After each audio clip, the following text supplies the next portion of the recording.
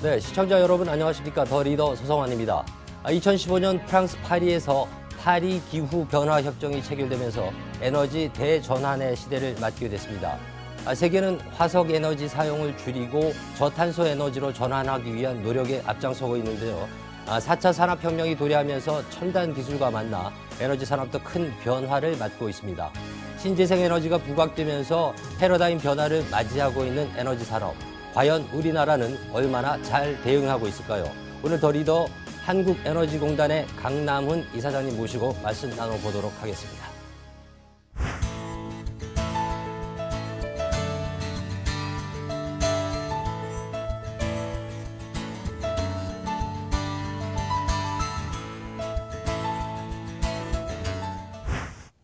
네, 이사장님 바쁘신 가운데 시간 내어주셔서 감사합니다. 네, 안녕하십니까. 네네네. 반갑습니다. 일단 먼저 더 리더 보고 계신 우리 머니투데이 방송 시청자분들한테 인사 말씀부터 좀 한마디 부탁드리겠습니다.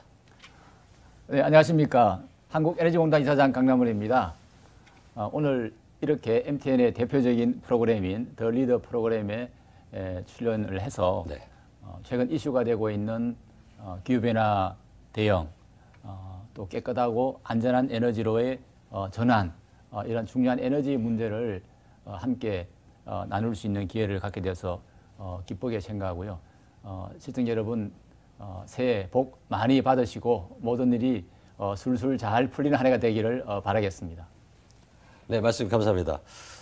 오늘 말씀해 주실 내용들이 상당히 재미가 있을 것 같은데요. 일단은 그 말씀하기에 앞서서 한국에너지공단 어떤 일을 하는 곳인지 시청자분들이 조금 생소하신 분들도 있으실 것 같아서 먼저 그 회사에 대해서 자랑도 좀 부탁드리겠습니다. 알겠습니다.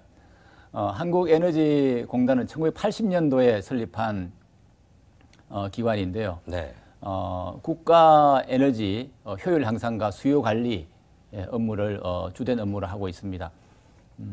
아마 여러분들도 많이 기억하실지 모르겠는데요. 네. 1970년도에 우리나라 포함한 전 세계가 석유 위기라는 걸 두 차례 겪었습니다. 그렇죠. 석유 공급이 문제가 생겨서 가격이 폭등하고 수급이 많은 문제가 있었거든요. 그것을 계기로 해서 에너지 수요 관리가 상당히 중요한 국가적인 과제다 해서 이걸 전담하는 기관을 80년대에 만들어서 네. 에너지 전략, 효율 향상, 수요 관리 업무를 하게 되었고요. 네. 그 이후에는 이제 기후 변화 네. 대응 이 업무가 또 세계 이슈가 되면서 네. 태양광 풍력 같은 신재생 에너지, 청정 에너지를 보급 확산하는 업무가 중요한데 이 업무를 또 전담하는 업무를 저희들이 맡게 되어서 네.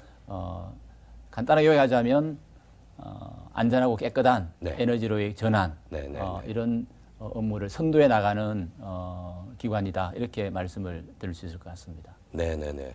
앞서 제가 올해가 지금 에너지 전환에 대해 전환기를 맡고 있다 이렇게 얼핏 말씀을 드렸는데 상당히 중요한 한 해가 될 것 같습니다. 올해 공단에서 중점적으로 추진하고자 하는 핵심 사업들이 있을 것 같은데 어떤 것들이 있습니까?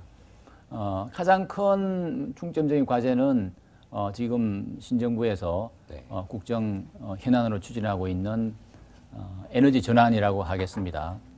보다 안전하고 깨끗한 청정 에너지로의 전환을 적극 추진하고 있는데 저희 기관이 그것을 전담하는 업무이기 때문에 나중에 말씀드리겠습니다만 2030년까지 재생에너지 발전 비중을 20%까지 높여나가는 그 이행 계획을 수립을 해서 올해 첫 시행하는 이제 원년이기 때문에 거기에 역점을 둘 예정이고요. 두 번째는 기후변화 대응과 함께 전 세계적인 4차 산업혁명이 함께 진행을 되고 있습니다. 인공지능이라든지 뭐 빅데이터 이런 ICT 기술을 에너지 분야와 접목을 해서 에너지 효율을 높이고 또 새로운 산업을 만들어 나가는 그런 중요한 업무도 저희 역점적으로 올해 추진을 해나갈 생각입니다. 크게 두 축으로 보면 되겠군요. 그렇습니다. 그래서 이제 재생에너지로 에너지원을 바꾸는 문제 하나하고 또 4차 산업혁명과 멀려져 새로운 일자리, 새로운 산업을 창출하는 문제. 그렇습니다. 우리가 지금 살고 있는 우리를 지배하고 있는 날씨 이런 것들이 사실은 세계가 약속한 기후 체제 이런 네. 것에 제약을 좀 받지 않습니까? 그렇습니다. 그래서 교토 의정서라는 것이 있었던 걸로 알고 있고요. 네. 이게 이제 또 파리 기후 협약이라고 불리는 이제 신기후 체제 우리가 이제 접어들게 되는데 네. 어떤 차이들이 있고 이렇게 이런 와중에 신재생 에너지를 중심으로 이제 에너지 패러다임이 바뀌고 있는데 네. 우리나라가 과연 여기에 어떻게 적절하게 대응해야 하는 건지 네. 설명 좀 부탁드리겠습니다. 네, 큰 흐름은 이제 기후 변화 대응 문제라고 할 수가 있습니다. 핵심 네네. 내용은 전 세계적으로 산업화 이후에 네. 에너지를 많이 이제 사용하면서 산업화가 시작이 됐죠. 자동차, 석유화, 기계 문명이 시작됐는데 우리가 많은 혜택도 누리지만 결과적으로 에너지를 많이 쓰게 되고 네. 그 결과로 탄소라고 하는 네. 배출이 늘어나면서 온실 효과에 의해서 그렇죠. 지구의 평균 온도가 상승한다는 문제가 네. 심각한 문제죠. 그래서 학자들에 의하면 산업화 이후에 지금까지 탄소 누적으로 인해서 네.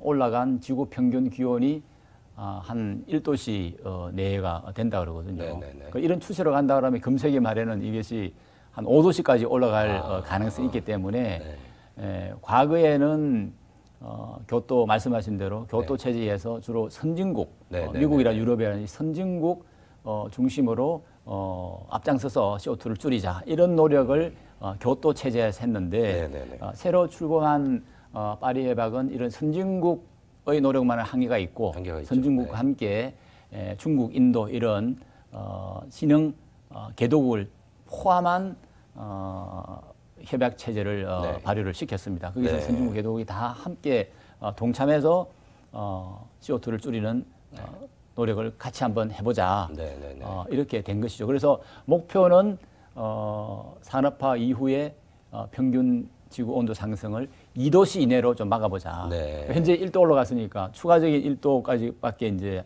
한계가 없는 거죠. 네. 그렇게 하기 위해서는 전지구적인 노력을 더 강화할 필요가 있는데 그것이 파리 협약이 됐다. 네. 이렇게 말씀을 드릴 수가 있고요. 저희 우리나라 같은 경우에도 여기에 동참을 해서 2030년까지 네. BAU 대비 37%의 온실가스 배출을 감축하겠다. 이렇게 국제사회에 공약을 했고 네. 이 공약을 이행하기 위해서 산업이라든지 또 발전, 건물 네. 이런 분야별 감축 목표, 중장기 목표를 설정을 해서 진행을 해나가고 있는데 네.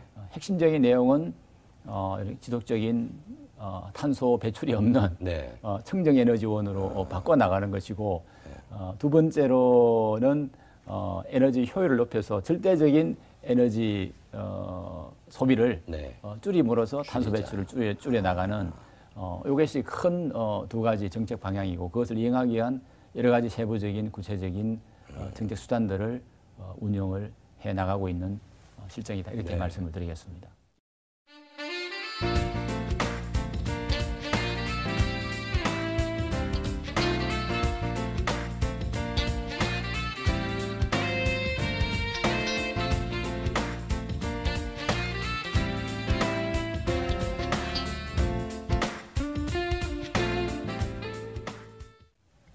네, 말씀해 주셨던 재생에너지 3020 계획. 그러니까 2030년까지 신재생 에너지의 비중을 20%로 끌어올리자.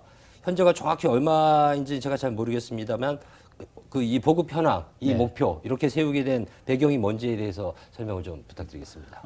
네, 가장 큰 방향은 보다 안전하고 깨끗한 에너지로 전환하자 하는 것인데 제가 먼저 말씀을 드려야 될 것이 네. 이런 것이 우리나라만이 아니고 전 세계인 추세다 네네네네. 이렇게 말씀을 드려야 될 것 같아요. 네. 예를 들면 발전량 기준으로 봐서 지금 현재 전 세계적으로 태양광 풍력 같은 신재생 비중이 한 세계 평균이 23% 정도에 달하고 있습니다. 네. 평균적으로. 네네. 앞서 나가는 나라도 많습니다. 뭐 덴마크 같은 경우는 40%가 넘고 저희 잘하고 독일 같은 경우는 한 30%, 네네네. 영국 같은 경우도 한 4, 5% 네. 정도가 되고요. 네. 또 옆에 있는 우리 이웃나라 일본 같은 경우도 한 15, 16% 네. 정도라고 이렇게 하겠습니다. 네. 세계적으로 이렇게 재생에너지 중심으로 많은 전환이 이루어지고 있다. 네네. 이렇게 말씀을 드리고요. 저희 나라 현재 수준을 말씀드리면 세계 평균이 23.5%가 그런데 저희 나라들은 한 7% 정도입니다. 이 발전량 기준으로 발전량 기준으로 한 7% 정도가 네. 신재생 에너지 원이다. 이렇게 말씀을 드릴 수가 있는데 네. 그 10%도 하나하나 좀 살펴보면 네. 태양광 풍력 같은 네. 이런 해외에서 많이 하는 그런 비중은 한 2%밖에 되지가 않습니다. 2%요? 2%. 아, 그렇군요. 그 외에 여러 가지 바이오라든지 뭐 폐기물에 나오는 그 에너지 이런 거를 다 합쳐서 한 7% 정도고 태양광 풍력 같은 순수한 의미의 재생에너지 한 2% 정도니까 저희 나라는 이 세계적인 그런 추세 전환에 비해서는 상당히 좀 속도가 느린 편이다. 네. 이렇게 말씀을 드릴 수 있습니다. 그래서 현 정부에서는 갑자기 하기는 어렵지만 그렇죠. 2030년이라 하는 좀 장기적인 시각에서 좀 현재 전 세계 평균 수준인 한 20% 정도까지를 해보자 이렇게 이제 목표를 정했다고 보시면 좋을 것 같습니다. 이게 우리나라가 전기가 부족하지 않아서 상당히 선진국인 줄 알았더니 구성 비율에 있어서는 선진국에 비해서 아직 많이 부족하다는 거 말씀해 주셨는데 네네. 그러면은 이제 3020 20%를 바꿔야 되는데 네네. 이거 어떻게 바꿉니까? 이건 이제 공단이 주도적으로 하셔야 될 것 같은데 큰 일일 것 같은데요. 네, 이것은 현 수준이 우리가 워낙 상당히 좀 국제적으로 낮은 수준이기 때문에 이 30년까지 발전량이 20% 한다는 것은 상당히 좀 목표가 높은 목표입니다. 네, 그렇게 그래서 보여요. 이것은 어느 한 부서나 어느 한 기관이 담당하는 문제는 아니고 그렇죠. 전 정부가 좀 참여를 해야 되고 네. 특히 많은 국민분들이 네. 참여를 해주고 적극 동참을 해주는 것이 중요한 과제라고 하겠습니다. 그래서 네. 정부에서는 여러 기관하고 또 시민단체 관련 관계자와 지난 한 1년간의 그 회의라든지 네. 또 이런 것을 해서 아이디어를 모으고 네. 여러 가지 정책 과제를 모아서 거의 성안을 했습니다. 네네네. 그래서 작년 말에 산업통상자원부 장관 주재로 1차 한번 의견 수렴을 했고요. 조만간에 네. 최종적인 아마 정부 이행계획이 발표되면 관련 정부기관 또 네. 여러 가지 또 협조기관 협력을 해서 해나갈 수 있을 것을 봅니다. 하나 더 바이오 말씀드리면 네. 현재 우리나라가 네. 신재생 에너지 공급하는 그 한 7%를 위해서 규모로 보면 한 작년 말 기준으로 한 15기가와트라고 그래요. 네네. 전체 발전 설비가 한 120기가와트 정도 되는데 그중에 한 15기가와트 정도 되는데 네네. 이거를 한 30년까지 20%까지 올리려고 그러면 네. 발전기 설비 규모를 한 60기가 이상으로 현재 한 4배 정도를 이제 키워 나가야 됩니다. 새로 지어야 된다는 새로 말씀이죠? 지어야 됩니다. 이게 네. 태양광 풍력 중심으로. 발전소로. 그래서 많은 분들이 우리나라는 이게 국토 면적도 좁고 네. 그렇게 해서 이렇게 많은 신재생 뭐 태양광 풍력이 좋긴 좋은데 이렇게 설치할 공간이나 이런 게 있느냐 네. 이런 것을 염려하시는 분이 있는데 저희들이 여러 연구기관과 공동으로 이게 연구한 것을 보면 우리나라는 환경적으로나 또 네. 기술적으로 입지적으로 네, 네. 설치 가능한 규모가 한 180 기가와트가 넘는다. 그렇게 그래서 가능하다는 거군요. 우리가 목표한 60기가 정도는 그 중에 한 뭐 절반 이하를 사용하는 거기 때문에 네네. 입지적인 큰 제한은 없다. 이렇게 네네. 말씀을 드릴 수가 있겠습니다. 네. 다만 이제 거기에 설치해 나가는데 여러 가지 뭐 규제도 있고 그렇죠. 또 지역 주민들의 그 수용성 이런 네. 문제가 있기 때문에 앞으로 신재생 확대해 나가는데 가장 큰 정부의 방향은 국민들이 쉽게 수용할 수 있고 참여하는 네. 참여형 사업으로 네. 진행해 나가겠다는 것이 큰 방향이라 하겠습니다. 그 취지가 깨끗한 청정 에너지를 만들겠다는 것이고 네. 또한 그 시설들이 그렇게 뭐 혐오 시설로 느껴지지 않을 것 같아서 네. 뭐 가능하지 않을까 싶은데 이제 또 현실적인 문제들이 좀 남아 있긴 네, 네, 하겠군요. 그리고 또 하나 이제 큰 축이 새로운 산업이라는 측면에서 에너지가 또 부각되고 있지 않습니까? 네. 그 재생에너지 3020을 통한 에너지 신산업이라면 어떤 것이 있고 그 육성 방안은 어떻게 세우고 계신지 말씀 좀 부탁드리겠습니다. 예. 그 크게 전 세계적으로 봐서 네. 이런 재생에너지라든지 또 뭐 전기차라든지 또 에너지 저장 장치라든지 ESS라고 ESS 하는 거죠. 같은 네, 에너지 이런 게 이제 에너지 신산업이라고 이제 또 스마트 그리드 이런 스마트 시티 이렇게 네. 신산업이라고 할 수 있는데 이게 상당히 큰 시장이라는 거죠. 그렇죠. 그래서 국제 에너지 기구라고 IEA라는 네. 국제 에너지 기구가 있는데 거기서 2030년까지 이런 에너지 신산업 분야의 시장 규모를 한번 분석해 본 게 있는데요. 그 네. 규모가 한 12조 3천억 불 규모다. 이렇게 분석을 했어요. 네. 12조 3천억 불이라는 것은 잘 와닿지가 않네요. 엄청난 네. 규모인데 네, 네. 쉽게 비유하면 우리나라 네. 1년 GDP 규모가 한 1조 3천억 불이거든요. 네네네. 그러니까 우리나라 GDP 아. 한 10배 정도 네. 되는 이런 에너지 신시장의 새로운 시장이 규모가 열린다. 기회가 열린다. 네네네. 그런 거기 때문에 이것을 어느 나라 어느 기업이 이 신시장을 잘 활용하느냐에 네. 따라서 뭔가 새롭게 성장할 수 있는 네. 기회가 되는 것이죠. 네네네. 그런 차원에서 우리나라는 신재생 에너지 보급도 확산해 나가고 관련되는 여러 가지 또 신재생을 하려면 태양 있을 때 전기를 많이 만들어서 저장하고. 또 밤에는 또 쓸 수 있도록 저장한다든지 네네네네. 또 풍력 같은 경우도 마찬가지고 이렇게 에너지 그 저장 시스템 네. 또 관련되는 것이지만 또 그 수송 분야에 있어서도 이걸 전기차로 그렇죠. 바꿔 나간다든지 또 하나의 그 지역이라든지 또 도시 이 자체를 IT 기술과 접목을 해서 네. 에너지를 보다 스마트하게 쓰고 관리하고 네. 하는 그 스마트 그리드를 확산한다든지 이런 분야가 유망 스마트 산업이 그리드.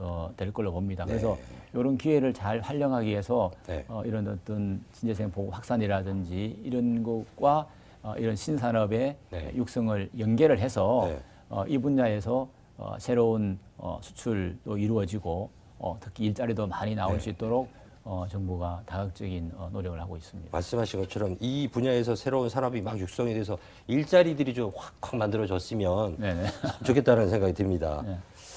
그 기업들이 이런 분야에 관심을 갖고 뛰어들어서 적극적으로 이제 연구개발 통해서 제품들을 만들어내야 되는데 네.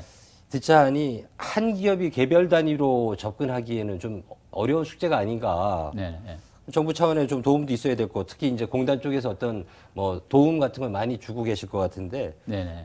이게 어떤 성과들이 있고 또 앞으로 이 비전이 어떻습니까 우리 기업들에게? 제가 말씀드린 대로 이런 네. 어떤 신재생 에너지라든지 에너지 저장 장치 이게 엄청난 세계적인 신시장이 열리기 때문에 그렇죠. 이걸 잘 활용하기 중요한데 우리나라 기업을 상당히 경쟁되는 기업들이 많아요. 특히 뭐 대기업 같은 경우는 네네네. 그 하나 큐셀 이런 데는 하나큐셀, 세계 태양광 앞서 있죠. 최고의 네. 최대 패널 네. 만드는 태양광 모듈을 만드는 모듈 만드는 회사고요. 거죠. 네. 또 에너지 저장 장치 이런 것도 국내 대기업도 많고 관련 중소 중견 기업도 많습니다. 그래서 관련 우리 기업이 하나의 힘을 모아서 네. 해외에 진출하도록 하는 게 중요한데 특히 그중에 저희들이 신경 쓰는 분야는 네. 중소 중견 기업입니다. 중소 중견 기업이 이런 에너지 신산업 분야에 상당한 그 기술력과 또 제품 네. 이런 것을 가지고는 있는데 네.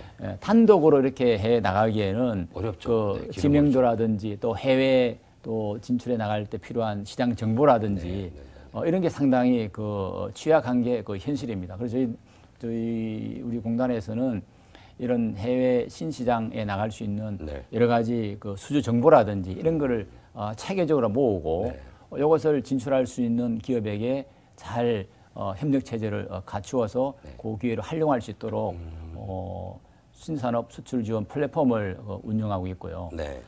그 관련해서 이 사업을 위해서 초기에 가장 필요한 것이 이 사업을 과연 해볼 만하냐. 네.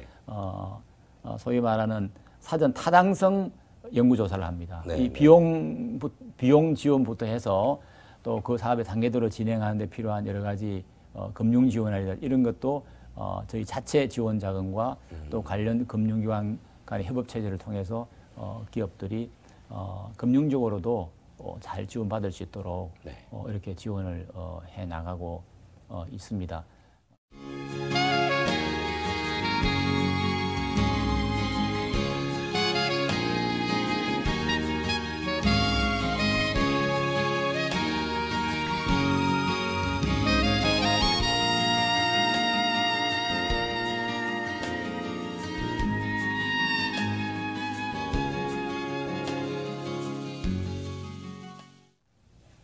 이럴 때면은 에너지 문제 때문에 대부분의 분들이 뭐 큰 걱정이 없겠지만 조금 형편이 안 좋으신 분들은 어렵지 않습니까? 네, 특히 그렇습니다. 네. 올해는 많이 추워서 네, 이런 분들 걱정이 많으실 것 같은데 이런 분들을 위해서 도와주는 제도도 좀 소개를 해 주십시오. 네, 그렇습니다. 동절기에 특별하게 에너지가 많이 필요하지만 형편상 충분한 에너지 혜택을 누리지 못하는 분들을 정부가 지원하기 위해서 에너지 바우처라는 제도를 운영을 하고 있습니다. 전국에 한 60만 가구 정도 되는데요. 생계급여라든지 의료급여 대상자 중에서 특별히 에너지가 더 필요하신 영유아가 있다든지 또 장애인이 있다든지 노인이 계신다든지 네. 또 임산부가 계신다든지 그런 가정은 저희들이 선별을 하는데 한 60만 가구 정도 되는 이런 가정에 대해서는 에너지 바우처라는 그것을 지원을 해서 네. 그 바우처를 활용해서 동절기 동안에 난방비를 지급할 수 있도록 하는 제도를 운영을 하고 있습니다. 네. 혹시 시청자 분 중에서도 이 혜택을 받을 수 있는 자격이 있는데도 불구하고 못한다든지 아니면 주위에 그런 분이 계시면 저희 공단이나 네. 또 인근에 있는 주민센터에 문의하시면 이런 혜택을 받아서 동절기를 보내는데 어림없도록 그렇게 운영해 나가도록 하겠습니다. 네네네. 이제 마무리 말씀 좀 들어야 될 것 같은데요. 올 한 해가 상당히 중요한 한 해, 이제 에너지원을 바꿔나가는 큰 계획을 시작하는 원년. 네. 그래서 이사장님이 누구보다 바쁘실 것 같은데 이제 올해 계획 들으면서 시간 마무리하겠습니다. 네. 올해는 정부가 추진하고 있는 안전하고 깨끗한 에너지 전환 이행 계획을 실해 나가는 아마 원년이라고 이렇게 생각을 합니다. 저희 에너지공단은 신재생 에너지 중심의 보급 확산을 통해서 그런 깨끗하고 안전한 에너지 전환을 차질 없이 이러한 최선을 다할 것이고요. 이와 함께 이런 여러 가지 지원 또 확산 사업들이 에너지 신산업을 잘 육성하는 기반이 되어서 또 이 분야에서 우리나라가 절실히 필요하고 있는 좋은 일자리도 많이 만들어내고 또 수출도 하고 또 소득을 높여나가는 그런 성장 산업으로 키워 나가도록 최선을 다하겠습니다. 이 모든 일을 하는 데는 우리 국민 모두의 참여, 특히 또 새로운 산업을 이뤄나가는 데는 우리 기업분들의 적극적인 또 투자, 또 노력이 함께 해야 성과가 나겠습니다. 많은 협조와 또 참여를 부탁을 드리도록 하겠습니다.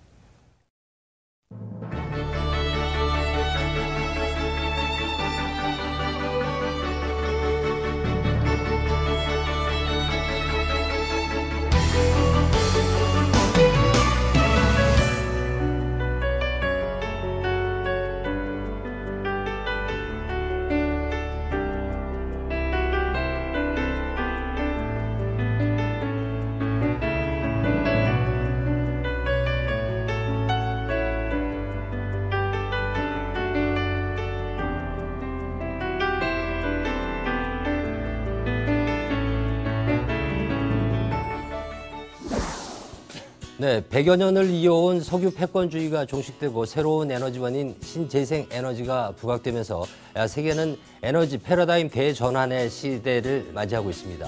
대한민국이 에너지 강국으로 도약할 수 있도록 정부의 재생에너지 3020 계획이 성공리에 추진되길 바라겠고요. 정부의 에너지 정책을 총괄하고 또 지원하고 있는 한국에너지공단이 큰 역할을 해주길 기대하겠습니다. 오늘 함께해 주신 한국에너지공단 강남훈 이사장님 고맙습니다. 오늘 말씀 감사합니다. 네, 감사합니다. 고맙습니다.